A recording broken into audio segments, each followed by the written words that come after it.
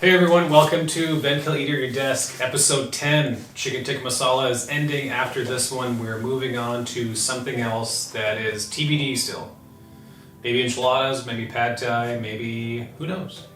Not chicken wings. So this is from Bombay to Kathmandu. I think it's off of near where Highland Mall used to be for all you OG Austinites.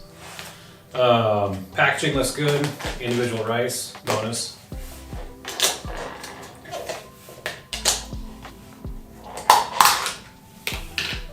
Cilantro on top, also bonus.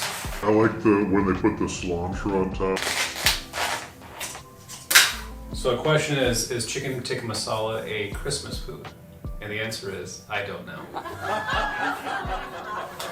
So let's see, it looks good consistency. I got the hot version, and it's hot. They put like chunks of onions in there, which is something new. That's really good. That's really hot.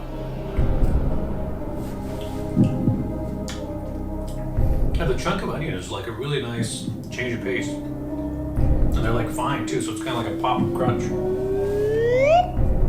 Really good heat. Let me try a chicken piece. And these giant chunks of chicken, so this is gonna be interesting.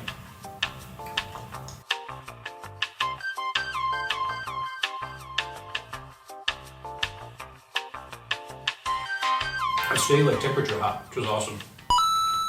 Forgot a napkin too. I would say this was up there. Let's try it with the rice.